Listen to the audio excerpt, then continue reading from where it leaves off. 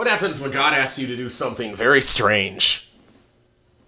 The answer is God will take care of the details, and I'd like to see this in basically a brief video about Joshua chapter 5, verses 8 through 9. This is Eric Slay with the UWM Pen Guy, and this is the Bible commentary. As always, if you like what you're seeing, I would ask that you hit like and subscribe in order to help the channel grow. And now, without further ado, let's get into the Word. So today we're going to look at Joshua chapter 5, verses 8 through 9.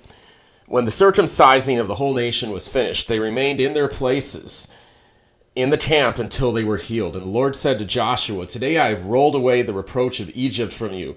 And so the name of that place is called Gilgal to this day. So this will be a brief video because there's a lot of uncertainty about exactly what verse 9 is talking about. And I'm not going to necessarily fall on one side of the debate or the other. But when God asks you to do something strange, as he's been doing in chapter 5, God will take care of the details. Because notice in verse 8 it says, when the circumcision of the whole nation was finished, they remained in their places in the camp until they were healed. No one attacked them. No one took advantage of it. I don't know that the Canaanites even noticed. We'll see at the beginning of chapter 6, it appears they may have just walled themselves inside their city and allowed the mere reputation of Israel and their God to terrify them into automatic submission. And so I do believe that this vulnerability was clearly and expressly emphasized in the text here.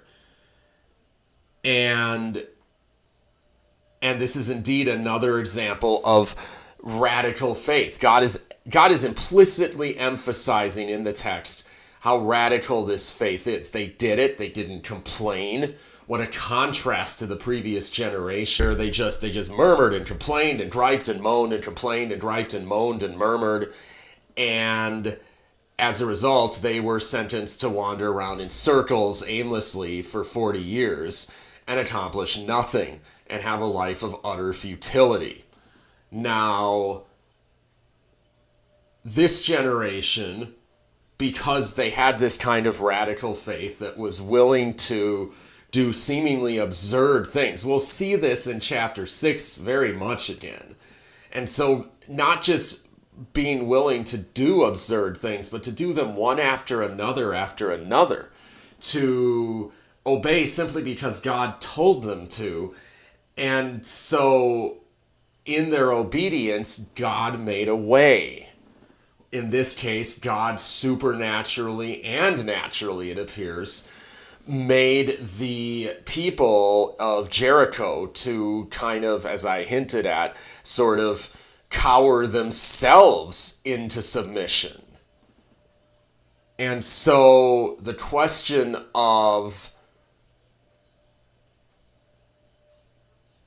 what happens when God asks you to do something seemingly ridiculous is a question of faith. It's a question of whether you're just going to obey God. And to go all the way back to kind of part of the beginning of our series, we can see how in Hebrews 11 it says faith is the evidence of things hoped for, the substance of things not seen.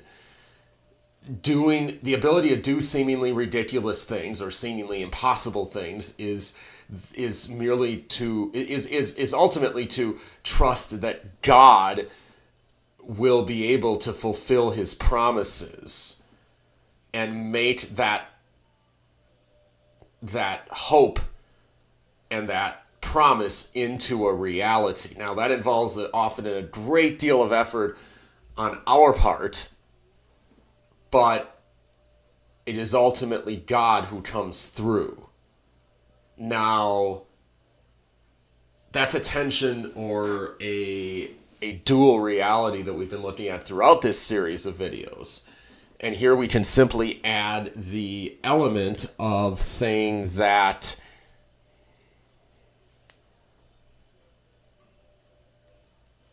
being at their most vulnerable state, the people still were able to experience the blessing and benefit of God. Maybe in part because of that vulnerability, but definitely in spite of whatever opposition may. I mean, it's natural for someone in the camp to have suggested, as is kind of a leftover point from the previous verses, why didn't we do this on the other side of the Jordan? There are all sorts of things here that make this a seemingly ridiculous thing to do, but here they are. And for one final thing, every sermon I listened to, and many of the commentaries, I believe, brought up the parallel story of the two brothers, or the two sons of Israel, and I believe Genesis 34, who essentially tricked a group of pagans into doing this to themselves and then used it against them. They exploited the things of God, the ritual of God, to abuse or to murder an entire village full of people out of their own wrath against the fact that their sister had been raped by, I believe his name was Shechem.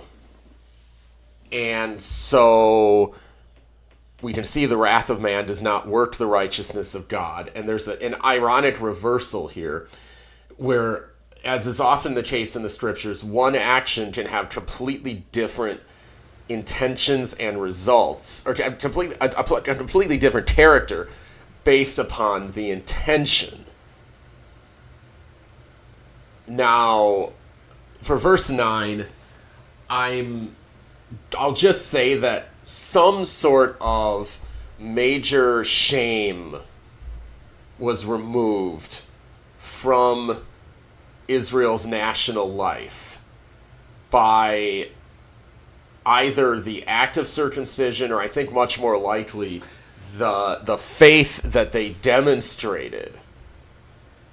I imagine in some way this most likely involved their faith being a contrast with the previous generation. The reproach of Egypt was probably the unbelief of their parents and the fact that they never truly left Egypt in spirit. That's my guess. But it's not the easiest phrase to interpret in all of the scriptures. So, what happens when God asks you to do ridiculous things? Well, he provides and cares for you and then gives you unexpected benefits of a type that may even be complex enough to be difficult to connect to other parts of your life, as was the case with the reproach of Egypt. An unexpected benefit that has a number of possible things that it covers, and probably more than one thing at the end of the day. So if you haven't accepted Christ yet, I would encourage you to do that in order that you can experience such benefits for yourself for the first time. Until next time then, this is Eric Slay with the UW and Penn Guy, and this has been the Bible Commentary.